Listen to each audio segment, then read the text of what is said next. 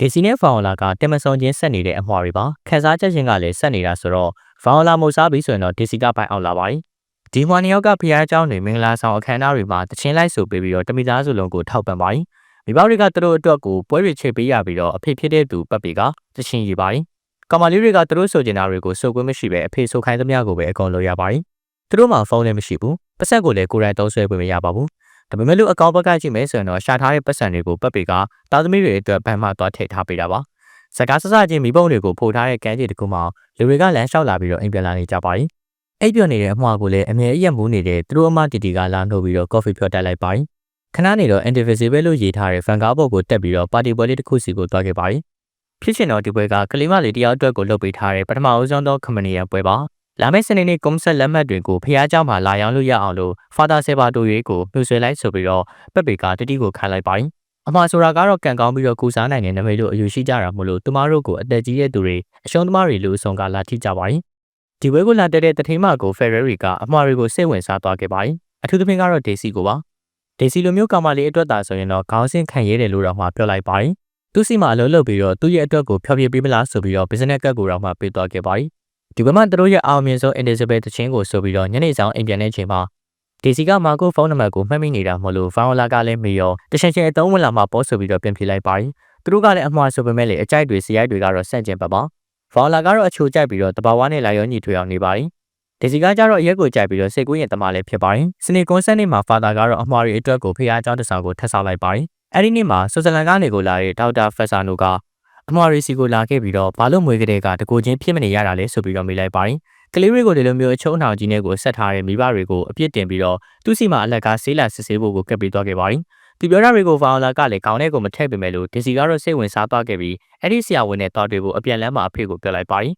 ပပေကတော့သူ့ရဲ့ကတ်ကိုမပေးတော့ဖောင်လာကလည်းသူတို့တွေတည်ထားတဲ့အတိုင်းကိုကပြန်ခွဲလို့မရမယ့်တူတူတွားကြည့်တာပေါ့ဆိုပြီးတော့ဝင်ပြောလိုက်ပါတယ်တကယ်ဆရာဝန်ကမရဘူးဆိုပြီးတော့ပြောတာကိုကိုရမကြားဘူးသေးတာမလို့ဒီစီကတော့မျက်စိမိတ်ပြီးတော့မယုံကျင်ခဲ့ပါဘူးဒီစီကတော့တာမန်မင်္ဂလေးတွေလိုမျိုးဘဝကိုဖျက်တမ်းချင်နေပေမဲ့လည်းပပေကတော့ကတ်ကိုလုံးဝမပေးခဲ့ပါဘူးစစ်ဆက်ပွဲခန်းသားတစ်ခုမှာဒေစီကဆန္ဒပြတဲ့အနေနဲ့တခြင်းမဆိုခဲ့ပါဘူးပပေကပေးမယ်လို့ဂရိပေးပြီးတော့တီတီကလည်းသူ့ရဲ့သမီးတွေကိုတနာသွားတော့ပပေစီကကက်ကိုယူပြီးဒေစီကိုပေးလိုက်တော့မှတခြင်းဆက်ဆိုခဲ့ပါတယ်နောက်တော့ဖက်ဆာနိုရဲ့ဆေးကတ်ကိုရောက်သွားတဲ့အခါမှာဖောင်လာကလည်းဒေစီကမာကိုကြောင့်အခုလိုမျိုးလှုပ်ချင်နေရတာလားဆိုပြီးတော့တွေးကစိတ်မပါဖြစ်နေခဲ့ပါတယ်ဒီမှာတွေကတော့ဘာလို့ခန်းစားချက်တွေကိုမျှဝေရတယ်လဲဆိုတာကသူတို့ရဲ့ကိုတခုတည်းဖြစ်အောင်လို့စန်ချီမင်တွေတွေးကြောတွေအများကြီးကိုဆက်ထားတာလို့ဆရာဝန်ကလည်းရှင်းပြလိုက်ပါတယ်ဒါပေမဲ့လည်းသူတို့ကအရေးကြီးအင်္ဂါအစိပ်ပိုင်းတွေကိုမမျှထားတဲ့အတွက်ကြောင့်ခွဲစိတ်မှုလုပ်ပြီးတော့ကိုပြန်ခွဲဖို့ဆိုတာကတော့ဖြစ်နိုင်ခြေရှိပါတယ်ခွဲစိတ်မှုလုပ်မယ်ဆိုရင်တော့ဂျနီဗာကိုတွားရမှာပါပြီးတော့လေခွဲစိတ်ခါကိုတပြားတစ်ချက်မှမယူပဲသူဆွစ်ဇာလန်ကိုပြဖို့ခရီးစီးရဲ့ယူရို2000ပဲပေးပါဆိုပြီးတော့ပြောလိုက်ပါတယ်ဒီစကားကိုကြတော့ဒေစီကလည်းစိတ်အေးသွားခဲ့ပြီးတော့ညလေးရောက်ရောအဖေနဲ့အကြီးကျယ်ကိုစကားများကြပါတယ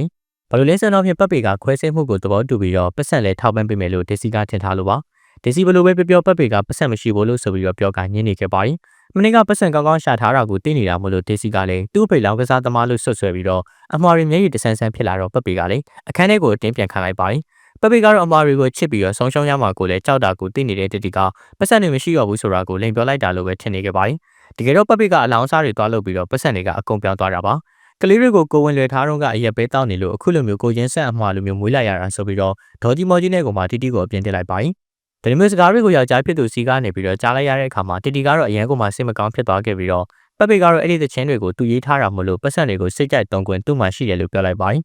ဖောင်လာကတော့ဒေစီကိုမာကိုကြမ်းနေတာလားဆိုပြီးတော့မေးတော့ဒေစီကလည်းဝင်ခံလိုက်ပြီးဖောင်လာကိုမထိကြရပဲကိုဘွားနဲ့ကိုနေခြင်းနဲ့ဆိုပြီးတော့ပြောလိုက်ပါတယ်ဖောင်လာကတော့ဒီလိုပုံစံမွေးဖွားလာကြတဲ့ကကံကြမ္မာကိုလက်ခံတင်တယ်ဆိုပြီးတော့ယုံကြည်ထားပါတယ်နောက်နေ့မနေ့တီတီကသူတို့ကိုနှိုးဖို့လာတော့အခန်းထဲမှာဘသူကမှရှိမနေပါဘူးအမှားတွေကပတ်စံကိုဘာသာရအောင်လို့ရှာမယ်ဆိုပြီးတော့စကူတာတစ်စီးကိုမှဖုန်းတစ်လုံးနဲ့ကိုထွက်သွားခဲ့ကြပါတယ်လမ်းမှာဖာသားစီကိုဝင်လည်မယ်လို့လည်းတွေးကြည့်လိုက်ကြပါတယ်အဲ့ဒီအချိန်မှာပဲသူတို့ကိုစိတ်ပူနေတဲ့အိမ်သားတွေကလည်းပတ်စံကိစ္စနဲ့ပတ်သက်ပြီးတော့စကားထက်များပြန်ပါတယ်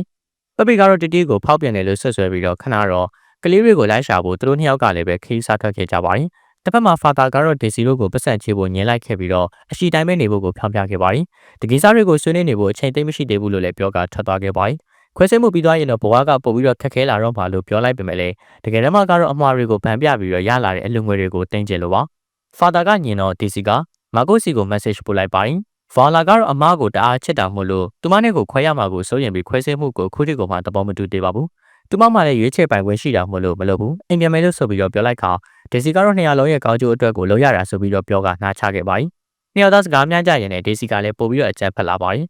အဲ့ဒါဆိုရင်တော့ငါးဘာသာခွဲမယ်လို့လမ်ဘေးကအထင်တစ်ခုကိုကောက်ကန်ပြီးတော့ချင်းချောက်လိုက်ပါ၏ဖောင်လာကတော့ကိုခွဲပြီးသွားရင်ဒေစီကသူမကိုထားသွားမှာကိုကြောက်တယ်လို့ဝေခံပြီးတော့ခဏနေတော့ပြန်တည်သွားခဲ့ကြပါ၏မာကိုကတော့ Fortuno ဆိုတဲ့လှေသမားကိုလာကြိုခိုင်းလိုက်ပြီးတော့ဒေစီစီကိုစာပို့လိုက်ပါ၏လှေသမားကတော့သူတို့မှာကိုရဲ့တင်မော့စီကိုတွားနေတဲ့အချိန်မှာပဲပပိနဲ့တီတီကလည်းအမှားနှစ်ယောက်ကိုလိုက်ရှာနေကြတော့ပါပပိကတော့သူတို့နှစ်ယောက်ကိုတက်ကူတာကိုလိုက်ဖို့ခိုင်းတဲ့အခါမှာလှေသမားကတော့အရန်ပင်မနေပြီမလို့မပို့ဘူးဆိုပြီးတော့ညင်လိုက်ပါ၏ပပိကတော့ယူရီယာပေးပြီးတော့လှေသမားကိုထပ်ပြီးတော့လဲသူကတော့ညင်နေတော့ပါပြီပပိရဲ့ပြုမှုတွေကိုစိတ်ကုန်နေတဲ့တီတီကသူ့ကိုတယောက်တည်းထားခဲ့လိုက်ပါ၏တီတီရဲ့မြင်မှာတော့အမှားနှစ်ယောက်ကအရွယ်ရောက်နေပြီမို့လို့သူတို့လှုပ်ချင်တာတွေကိုလှုပ်ပိုင်ခွင့်ရှိပါ၏တင်မော့စီကိုရောက်တဲ့အခါမှာတော့မာကိုကကောက်ကောက်မွန်မွန်ကြိုဆိုပြီးတော့တောက်စီယာရမကာရီနဲ့အိတ်ခံခဲ့ပါ၏ဒေစီကတော့လက်ခံလိုက်ပေမဲ့လို့ဖောင်လာကတော့ညင်ပြီးတော့ဒေစီကိုပတ်စံအကြောင်းမေးဖို့ကိုပြောလိုက်ပါ၏ဒေစီကတော့မာကိုကိုသဘောကျနေတာဆိုတော့ပြောရမှာတုံ့ဆုံနေခဲ့ပါ၏အဲဒီတော့စာချုပ်မှာလက်မှတ်ထိုးပြီးတော့ပတ်စံကိုကြိုရှင်းပေးခိုင်းခဲ့ပါ၏အတူတွဲကဘာညာလုပ်ပြီးသွားတဲ့အချိန်မှာအခန်းထဲကိုခေါ်သွားတော့ယူရို2000ကိုလက်ငင်းပေးလိုက်ပါ၏အရင်နောက်တစ်ခွက်ကိုထန့်ခဲ့ပေးပြီးတော့ဒေစီကိုနှမ်းပါ၏ဖောင်လာကတော့သူတို့ကိုမသိချင်အောင်ဆောင်ဖို့အတက်နိုင်ဆုံးစူးစမ်းခဲ့ပေမဲ့လည်းစိတ်နှောက်ရှက်ဖြစ်လာပြီးတော့မာကိုကိုမမွတ်သေးလက်ဖက်ရည်သွားယူခိုင်းလိုက်ပါ၏မာကိုကတော့စိတ်တူသွားခဲ့ပေမဲ့လည်းယူဖို့ကိုထွက်သွားတော့ဖောင်လာကအမားနဲ့2ယောက်တည်းရှိနေတဲ့အချိန်မှာပဲပတ်စံအတွက်နဲ့သူတို့ကိုအခွင့်ကောင်းယူခံလို့မဖြစ်ဘူးလို့ပြောပြပြီးတော့အတိပြန်ကတ်ခိုင်းခဲ့ပါ၏ပတ်စံတွေကိုယူပြီးတော့ထပ်ပြေးဖို့2ယောက်သားကတော့သဘောတူညီချက်ယူလိုက်ပြီးတော့ခဏနေတော့ဖောင်လာကဒေစီကိုပင်လယ်ထဲကိုခုန်ချဖို့နားချခဲ့ပါ၏ဘာလို့လဲဆိုတော့သူများစော်ကားတာကိုခံရတာတက်ဆိုင်ရင်တော့ဂုံရှိရှိနဲ့တေတာကပို့ပြီးတော့ကောင်းတာမဟုတ်လို့ပါကြောက်ပေမဲ့လည်းရဲသွေးတင်ပြီးတော့ရေထဲကိုခုန်ချလိုက်ပါ၏ညရဲ့မီးလေးရောင်ဘက်ကိုကူရင်နဲ့ရင်းနေသွားတဲ့အချိန်မှာပတ်စံအကုန်လုံးကလည်းပွားကျပြီးတော့မျောသွားခဲ့ပါ၏နောက်နေ့မနေ့မိုးလင်းတဲ့အချိန်မှာတော့ကန်ဆက်မှာတောင်တင်ပြီးတော့သတိမိနေတဲ့အမှားနှစ်ယောက်ကို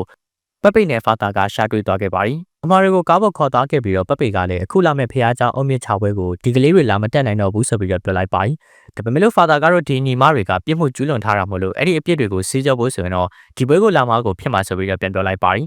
တကယ်အဲ့ဒီနေ့ကိုရောက်တဲ့အခါမှာအမှားတွေကလည်းနုံနေခဲ့ပေမဲ့လို့ကိုနဲ့အသီးစိတ်ကမကက်ပဲဖြစ်နေခဲ့ပါ၏လက်ထုံသွားအောင်လို့ရေခဲနဲ့ကိုပုတ်တိုက်ပြီးတော့သွေးထုတ်ဖို့ကိုလက်ပွားကိုခွဲလိုက်ပါ၏ပွဲကိုရောက်တော့ဖာတာကတရားဟောပြီးတော့အမှားတွေသချင်းဆိုခဲ့ကြပါ၏လူတို့ထဲမှာပြေးချင်းလျှောက်သွားရပြီးတော့လူတွေကလည်းကန်ကောင်းအောင်သူတို့ကိုလာထိကြပါ၏တယောက်ကဖောင်လာရဲ့အနာကိုဖိလိုက်တော့ပတ်ပေကအဲ့ဒီလူရဲ့တမီနဲ့လူကြားတဲ့ကိုဝင်ရလိုက်ပါ၏လူတွေအာယုံရှုံးနေကြတဲ့အချိန်မှာပဲဒီစီကအင်ကြီးလက်ထဲမှာဖွက်ထားတဲ့ဓာတ်ကိုယူပြီးတော့ကိုထိုးတက်လိုက်ပါ၏ဖောင်လာကတော့အော်ဂျင်းဟစ်ကျန်ကိုကျွေးပြီးတော့စိတ်ယုံကိုအမြန်သွားခဲ့ကြပါ၏သူမပြန်လို့လာတဲ့အခါမှာခင်းပေါ်မှာတယောက်ထဲပါအမှားတွေကအခွဲခံလိုက်ရပြီးမို့ဖောင်လာကတော့ဒေစီကိုထွက်ရှာခဲ့ပါ၏ရှာတွေ့ကြတဲ့အခါမှာဖောင်လာကလည်းဒေစီကိုဖက်ပြီးတော့တချင်းဆိုနေခဲ့ပါ၏ဒီလိုမျိုးစကားကောင်းလေးတွေကိုကြည့်ရတာကြိုက်နေတတ်တယ်ဆိုရင်တော့ကျွန်တော်တို့ရဲ့ YoYo Join Page လေးကိုလည်း Like and Subscribe လေးတွေလုပ်ပြီးတော့ Share ပေးခဲ့ကြပါအောင်နော်အားလုံးကိုကျေးဇူးတင်ပါတယ်ခင်ဗျာနောက်ထပ်စကားကောင်းတွေမှာပြန်လည်ပြီးတော့တွေ့ဆုံကြပါမယ်